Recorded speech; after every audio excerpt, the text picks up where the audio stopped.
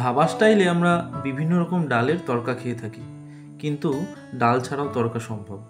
দেখে নিন আজকের আমার এই রেসিপি ছানার তরকা। স্টেপ 1-এ আমি কয়েকটা সবজিকে চপ করে নেব। সবজির মধ্যে আমি নিয়েছি একটা আস্ত সাইজের ক্যাপসিকাম, যেটার অর্ধেকটা আমি এখানে ব্যবহার করছি, আর নিয়ে নিয়েছি 2টো টমেটো।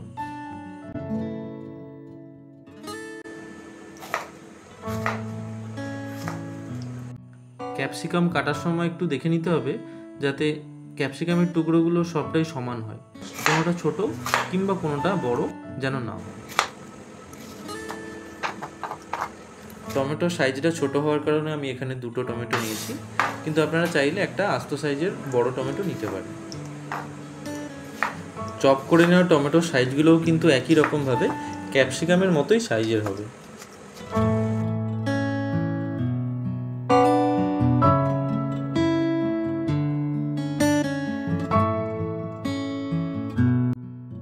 স্টেপ 2-তে কড়াই ভালো করে গরম করে নেব এবং তার মধ্যে দিয়ে দেব পরিমাণ মতো সরষের তেল।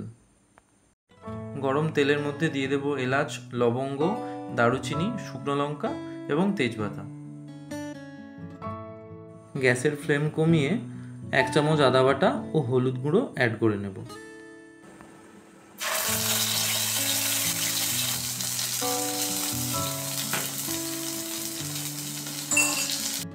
মশলাটা খুব ভালোভাবে কষিয়ে নেব যতক্ষণ না মশলার গা থেকে তেল ছেড়ে যাচ্ছে।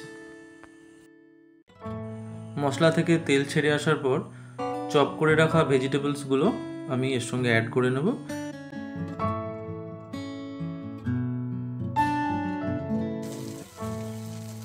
স্বাদ মতো লবণ অ্যাড করে নেব এবং সবজির সঙ্গে এটাকে মিশিয়ে এটাকে ঢাকা দিয়ে দেব।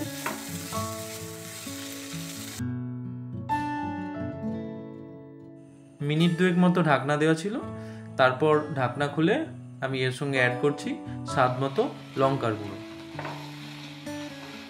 এখন অ্যাড করে নেব কাজু বাদাম পেস্ট 1 চামচ, পোস্তর পেস্ট 1 চামচ।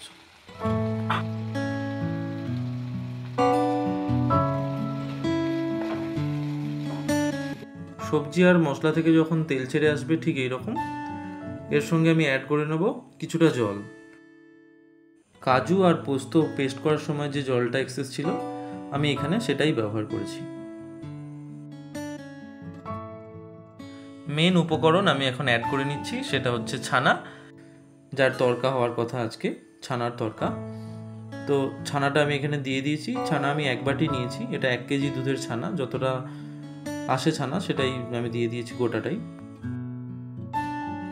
এরপর ছানাটা ভালোভাবে ম্যাশ করে নেব, এতে করে সবজিগুলো কিছুটা গলে যাবে আর ছানাটাও গলে যাবে। কিছুক্ষণের জন্য আমরা ছানাটা নাড়তে থাকবো। যখন দেখবো ছানা থেকে এইরকম জল বেরিয়ে গেছে, ছানাটা আমরা ঢাকা দিয়ে দেবো জাস্ট 2 থেকে 3 মিনিটের জন্য। 2 থেকে 3 মিনিট ঢাকা দেওয়ার পর আমি এটা খুলে নিলাম।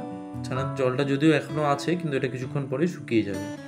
গ্যাসের ফ্লেম অফ করে দেওয়ার আগে স্বাদ মতো চিনি দিয়ে দেব, গরম মশলা 1 চামচ আর ঘি 1 চামচ আমি এর সঙ্গে অ্যাড করে নেব।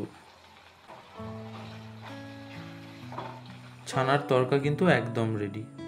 এখন গ্যাসের ফ্লেম অফ করে গরম গরম রুটির সঙ্গে বা পরোটার সঙ্গে বা লুচির সঙ্গে এটা পরিবেশন করতে পারেন।